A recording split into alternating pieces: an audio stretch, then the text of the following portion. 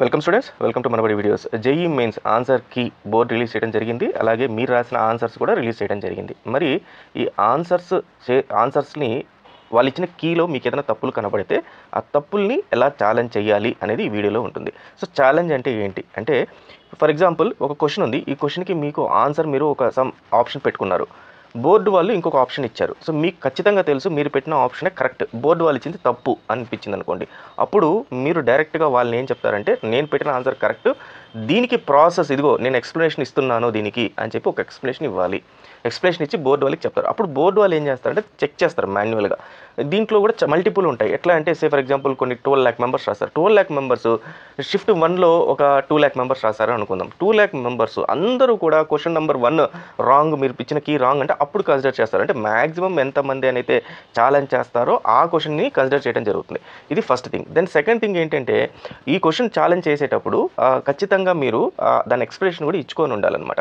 So ఈ రెండు అనేది ఎలా చేయాలనేది ఈ వీడియోలో మొత్తం చెప్తాను. సో ఈ వీడియో చూసే ముందర మీరు ఖచ్చితంగా ఇంకొక వీడియో చూడాలి. ఎందుకంటే దీంట్లో ఆన్సర్ అనాలిసిస్ ఎలా చేయాలి అనేది నేను క్లియర్గా ఇచ్చాను. ఎందుకంటే ఇది చూస్తేనే మీకు తెలుస్తుంది వాళ్ళు ఇచ్చిన కీ ఆన్సర్ తప్పు ఉందా లేదా. ఎందుకంటే ఆ కీ చూసే పద్ధతి డిఫరెంట్.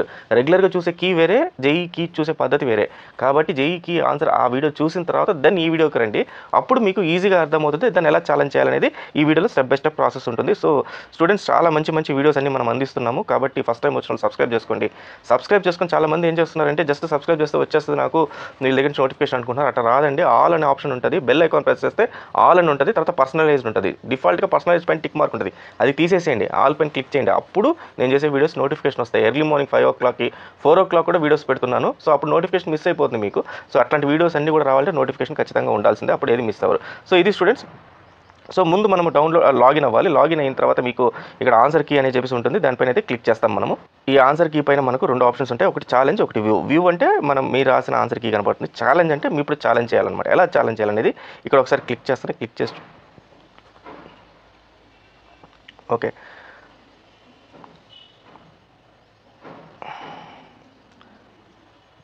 ఇక్కడ మీకు క్వశ్చన్ నెంబర్స్ వరుసగా ఇచ్చారు. ఈ క్వశ్చన్ నెంబర్స్ ఐడెంటిఫై చేసుకోండి. 1036, 1037, 1038 అని క్వశ్చన్ నెంబర్స్ సీక్వెన్స్లో ఉంటుంది. కాబట్టి ఇది పక్కన పెడితే మనకు ఆన్సర్ కీ అని చెప్పేసి ఇంకోటి ఉంది కదా, ఆన్సర్ కీ అని ఓపెన్ చేస్తే ఇక్కడ క్వశ్చన్ నెంబర్స్ వచ్చి ఉంటాయి 1039 అని. సో ఇప్పుడు ఏం చేస్తారు, ఈ 1039 దగ్గర ఆన్సర్ అంటే ప్రీవియస్ వీడియో డీటెయిల్గా చెప్పాను, ఇక్కడ పైన చెప్తాను. అప్పుడు చూడండి 1039కి ఆన్సర్ ఏమని ఉంది అనేది చెక్ చేసుకోండి. ఫర్ ఎగ్జాంపుల్ 1039, ఓకే ఇక్కడ ఆన్సర్ లేదు. ఓకే ఇక్కడ చూద్దాం 1044కి ఏమని ఆన్సర్ ఉంది అనేది చెక్ చేసుకోండి. 1044కి నేను ఆన్సర్ 4 అని పెట్టా. అంటే ఈ స్టూడెంట్ అని అతను 4 అని పెట్టాడు. సో ఇప్పుడు 1044కి వెళ్దాము. 1044 ఆన్సర్ ఏముందనేది. ఓకే, 1044కి ఇక్కడ ఆన్సర్ అనేది 2 అనేది ఉంది. సో ఈ ఆన్సర్ 2 అంటే ఏంటి అనేది నేను ఆల్రెడీ ఇంకో వీడియో చెప్పాను కాబట్టి మళ్ళీ చెప్పట్లేదు. ఒకసారి ఆ వీడియో చూస్తే అర్థమవుతుంది. ఇప్పుడు ఇక్కడ ఏమవుతుందంటే, ఇప్పుడు మీరు 1044కి మీరు అతను పెట్టిన ఆన్సర్ ఏదైతే ఉందో అది 4, కానీ కీలో ఇచ్చిన ఆన్సర్ ఏముంది 2 అని ఉంది. సో ఇప్పుడు ఏం చేయాలి, నేను పెట్టింది కరెక్ట్ అనుకుందాం, అంటే 4 అనేది కరెక్ట్ అనుకుందాం. సో ఈ 4 పైన క్లిక్ చేయాలి. మీరు ఈ 4 పైన క్లిక్ చేయాలి. సో ఇది స్టూడెంట్ది కాబట్టి నేను క్లిక్ చేయట్లేదు. 4 పైన క్లిక్ చేయాలి, లేకపోతే నన్ ఆఫ్ దీస్, ఇది కాకపోతే నన్ ఆఫ్ దీస్ అనేది క్లిక్ చేయాలి. చేసిన తర్వాత ఇక్కడ ఏం చేయాలి, క్లెయిమ్డ్ ఆన్సర్ కీ అని చెప్పి ఇది లిస్ట్ అప్లోడ్ డాక్యుమెంట్ అని ఉంది కదా. సో మీరు ఒక పేపర్ పైన క్లియర్గా ఈ క్వశ్చన్ నంబర్ రాయాలి. తర్వాత ఆ క్వశ్చన్ రాయాలి, దాని ఎక్స్ప్లెనేషన్ క్లియర్గా మీ ఓన్ హ్యాండ్ రైటింగ్లో రాయాలి.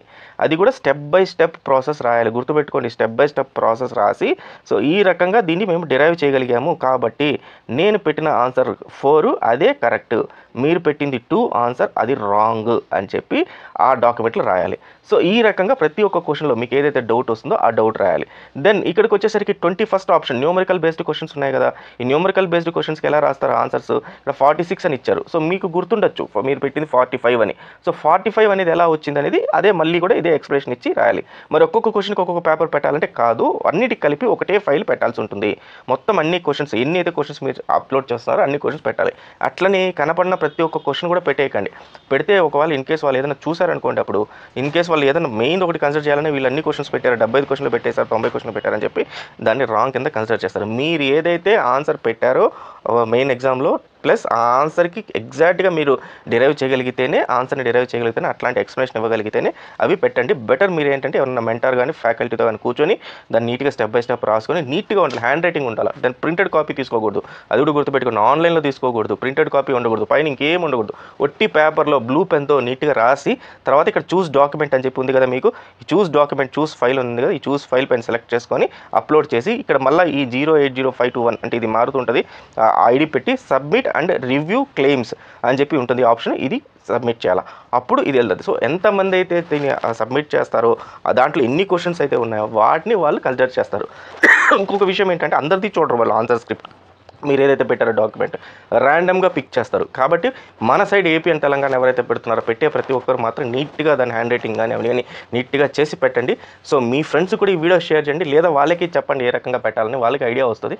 సో దాని ద్వారా మనకి ఎక్కువ మార్క్స్ స్కోర్ చేసే అవకాశం అయితే ఉంటుందన్నమాట. సో ఇది స్టూడెంట్స్, సో ఈ రకంగా మీరైతే అప్లోడ్ చేయొచ్చు. So all the best, thank you very much.